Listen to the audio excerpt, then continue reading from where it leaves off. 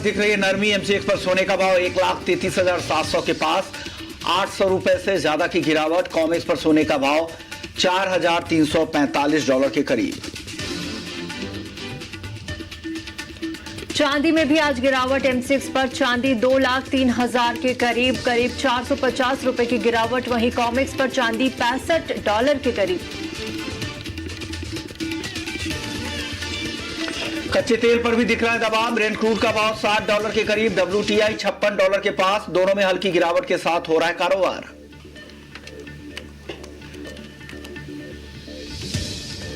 Base metals में हल्की तेजी। कॉपर का भाव 1100 रुपए के पास, हल्की बढ़त। एल्यूमिनियम की कीमत 280 रुपए के करीब। वहीं सीमित दायरे में जिंक का भाव।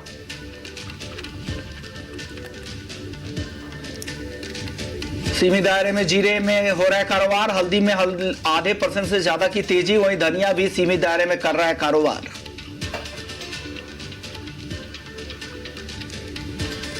और ग्वार में अच्छी तेजी के साथ कारोबार। ग्वारगम वायदा 10,090 रुपए के करीब, तो ग्वार सीड वायदा 5,470 रुपए के पास।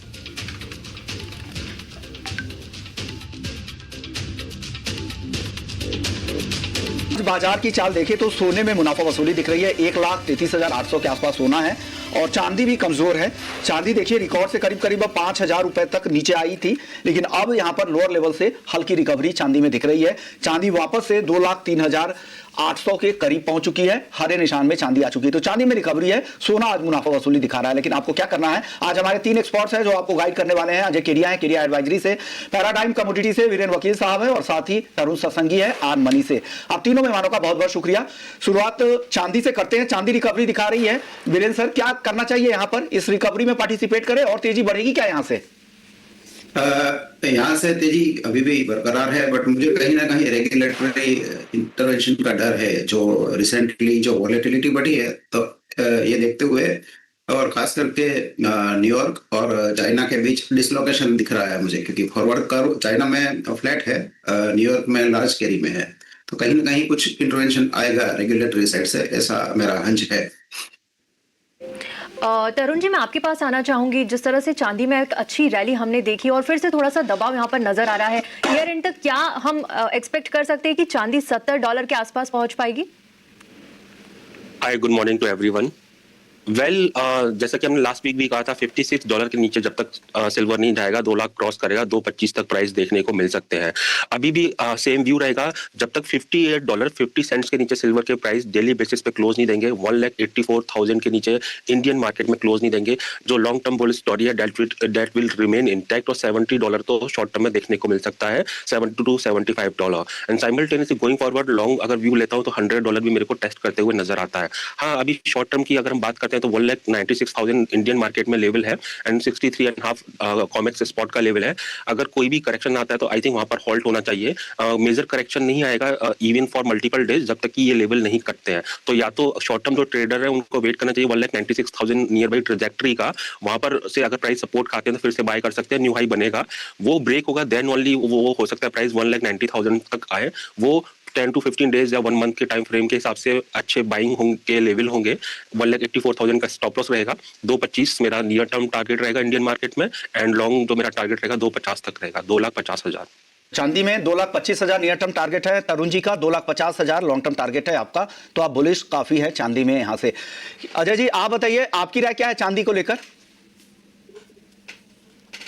नमस्कार विश्व जी। नमस्कार। देखिए, अगर सोने और चांदी की अगर बात करें, सबसे पहले चांदी में जिस ढंग से गोल्ड सिल्वर रेशियो में ड्रॉप है, ये कहीं ना कहीं दर्शाता है कि कहीं ना कहीं लॉन्ग टर्म व्यू अभी भी तेजी है। जिस ढंग से हम ईवी, क्लीन एनर्जी, सब जगह चांदी का उपयोग, और खास करके जो ईटीएफ के अंदर बाइंग थी, ये सबसे बड़ा कारण रहा।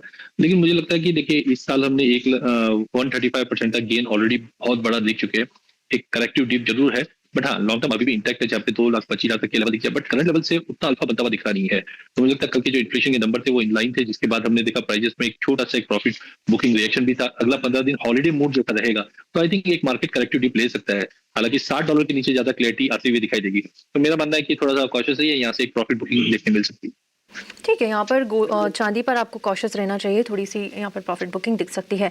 बीरेन जी, सोने के साथ शुरुआत करेंगे। देखिए यहाँ पर आज थोड़ा सा दबाव दिख रहा है। M6 पर सोना 1,33,700 रुपए के पास है, वहीं सोने में आज 800 रुपए से ज्यादा की गिरावट है। कॉमेक्स पर $4,345 के करीब है, 0.5% की गिरावट यहाँ पर भी है। जो बड़ी खबरें थी, देखिए कल जो यूएस में डेटा आया, 2.7% महंगाई दर रही है, अनुमान से कमजोर आई है। कोर CPI भी यहाँ पर घटा है, मार्च 2021 के बाद से सबसे निचले स्तर पर देखा गया। महंगाई दबाव घटने से दरों में भी यहां पर आगे जाकर कटौती की उम्मीद बढ़ गई है। बैंक ऑफ जापान ने भी ब्याज दरें बढ़ा दी है। उसके बाद भी हम देख रहे हैं कि एक दायरे में, एक प्रेशर के साथ सोने में कारोबार हो रहा है। क्या सलाह होगी सोने में, यहां से किस तरह की रणनीति अब बनाई जाए? ग्लोबल मॉनेटरी ईजिंग यानी रेट कट और साथ ही साथ जो ट्रम्प अकाउंट्स के नाम पे थोड़ा छोटा सा फिस्कल स्टिमुलस कैश पेमेंट भी शुरू हुए हैं अमेरिका में, जो बाजार में एक्चुअल फाइनेंशियल लिक्विडिटी बढ़ाएंगे। गोल्ड के लिए सपोर्टिव है।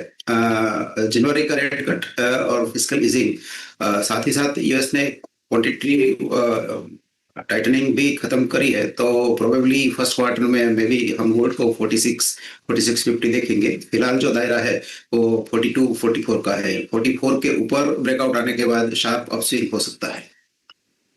तो ये है। हालांकि जो महंगाई के नंबर आए थे CPI के रिटेल के, वो काफी नरमी थे, उसके बाद भी यहाँ पर गोल्ड को सपोर्ट नहीं मिलता दिख रहा है। आप बताइए केरिया जी, क्यों गोल्ड में उस तरह की तेजी फिर नहीं आई, या महंगाई को नंबर को किस तरह से गोल्ड ने लिया है? क्योंकि यहाँ पर तो उल्टा इनवर्स रिलेशन दिख रहा है। नहीं, बिल्कुल। देखिए नंबर्स जो आए हैं, देखिए शटडाउन के बाद ये चीज तो क्लैरिटी थी, नंबर में अभी भी थोड़ा सा हम देखेंगे एम्बिग्यूटी कंटिन्यू रहेगी। बट मुझे लगता है जिन से टैरिफ के कंसर्न है वो डेफिनेटली आगे जाके महंगाई को बढ़ाता हुआ दिखाई देगा। दैट वाज टोटली सरप्राइज कि हम 2.7 के नंबर देख रहे हैं।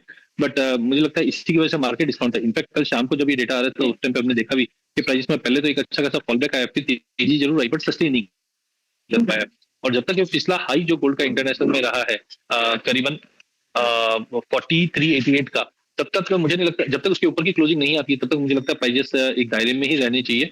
और ईयर एंड होने की वजह से मुझे लगता है एक प्रॉफिट बुकिंग ट्रिगर कर सकता है, क्योंकि जो अभी एक जियोपॉलिटिकल फ्रंट पे अगर हम देखते हैं, नो डाउट यूएस वेनेजुला एक नया ट्रिगर आउट दे रहा है, सपोर्ट दे रहा है, जबकि आप रशिया यूक्रेन कंसर्न जो है वो थोड़ा कूल ऑफ भी हो रहा है। तो मेरा मानना है कि थोड़े जितने भी फैक्टर्स अब तक पिछले 2 सालों में जो तेजी दिखाई थे वो मैच्योर होते हुए दिखा। सबसे बड़ा रहेगा ETF। हालांकि ETF में जो रिटर्न्स बने हैं वो सबसे ज्यादा फेबुलस बने। अब यहाँ पे इंपॉर्टेंट है कि जो इन्वेस्टर्स है वो अगले साल भी 70% का रिटर्न गोल्ड में देख रहे हैं, तो डेफिनेटली वो गोल्ड में बने रहेंगे। अदरवाइज अगर गोल्ड में अगर आप 15-20% की तेजी देखते हैं तो वहां पे लिक्विडेशन का डर जरूर रहता है। पिछले महीने हमने देखा कि क्रिप्टोज के अंदर भी करेक्शन था, इक्विटी मार्केट में भी अनसर्टेनिटी था। इसका बेनिफिट हमने गोल्ड और सिल्वर में जरूर आते हुए देखा। बट मेरा मानना है कि अगले साल उतने बेटर रिटर्न्स नहीं बनेंगे जो हमने 2025 में देखे थे। तो थोड़ा सा कॉशियस गोल्ड में भी रहना चाहिए, जहाँ पे आई थिंक 4000 का एक साइकोलॉजिकल सपोर्ट टाइमिंग प्ले करता हुआ दिखेगा। ठीक है, 4000 का एक सपोर्ट यहाँ पर दिखेगा। और अगले साल के लिए थोड़ा सा कॉशियस रहिए। इस साल जितने रिटर्न मिले हैं उतने शायद आपको नेक्स्ट ईयर ना मिले। तरुण जी, आप क्या राय रखते हैं? आज की जो प्रेशर है थोड़ा सा सोने में हम देख रहे हैं, इसके पीछे कौन से ट्रिगर्स काम कर रहे हैं और कब तक ये गिरावट देखने को मिलेगी? क्या अगले साल फिर से एक रैली एक्सपेक्ट कर सकते हैं सोने में? वेल देखिए, शॉर्ट टर्म प्रॉफिट बुकिंग है मेयरली। जो कल डेटा आया सॉफ्टर इन्फ्लेशन का आया था, फैब्रिकेटेड डेटा है। Again I am not like beating US के जो नंबर्स आ रहे हैं वो एग्जैक्टली करेक्ट आ रहे हैं। साइमल्टेनियसली देखिए, अल्टीमेटली यूएस में नेक्स्ट ईयर रेट कट होने की पॉसिबिलिटी फिर से बढ़ती जा रही है। एंड देखिए जैसे कि हमने टाइम एंड अगेन बोला हुआ है, जेरोम पवेल का टेन्योर खत्म होगा, अगर केविन हसट बनते हैं, वो रिज्यूम करते हैं अगर एज अ फेड चेयरमैन, तो जो पेस ऑफ रेट कट होगा वो अग्रेसिव होगा। थर्ड देखिए, अभी जो रिसेंटली क्वांटिटेटिव टाइटनिंग उन्होंने खत्म किया, देन रेट कट के साथ साथ $40 billion short term treasury buy करने का प्लान किया। इसका मतलब मार्केट में वो लिक्विडिटी देना चाह रहे हैं। दीज आर द फैक्टर्स जो कि गोल्ड के लिए अभी भी बहुत सपोर्टिव है। डॉलर इंडेक्स में अभी भी वीकनेस है और वो weakness spill over next year भी आएगी। देखिए बस यहाँ पर ये कहना चाहूंगा कि 4380 अक्टूबर में भी हाई मारा था और अभी इस वीक भी इसके आसपास से प्राइस लौटे हैं। तो टेक्निकली डबल टॉप टाइप का फॉर्मेशन है, तो 4380 से 4400 के ऊपर सस्टेन करेगा। तो हमारा ऐसा मानना है 4500 in the short term, next year 5000 price देखने को मिलेंगे। नॉनदाइलेस आज के लिए अगर मैं बात करता हूँ, 4300 काफी अच्छा कॉमेक्स स्पॉट के अंदर सपोर्ट है। इंडियन मार्केट में 1,33,000 इसके नीचे स्लिप हुए तो शायद करेक्शन देखने को मिलेगा, अदरवाइज प्राइस में फिर से रिकवरी आ जाएगी। स्टिल जब तक 1,29,000 के नीचे कॉमेक्स MCX के नीचे प्राइस नहीं जा रहे हैं, डेली बेसिस पे क्लोज नहीं होते हैं, लॉन्ग टर्म का जो बुल स्टोरी है वो कंटिन्यू रहेगा। कॉमेक्स स्पॉट 4140 के नीचे जब तक कि डेली बेसिस पे क्लोज नहीं देगा, कोई भी लेवल मिलेगा इन लेवल के आसपास वो बाइंग ही ट्रिगर करेगा, like 4200 in case of COMEX, 1,30,000 और near by in case of MCX। वो अच्छा रहेगा इन्वेस्टमेंट के हिसाब से। एंड ऑफ लेट हम देखेंगे कि MCX में भी 1,35,500 से बार बार प्राइस नीचे आ रहे हैं, इसको क्रॉस किया तो 1,38 से 1,40 शॉर्ट टर्म में देखने को मिल सकता है। गोइंग फॉरवर्ड नेक्स्ट ईयर जैसे 5,000 हमको लगता है कि कॉमेक्स में आएगा, इंडिया में हो सकता है 1,50 से 1,55 का प्राइस देखने को मिले।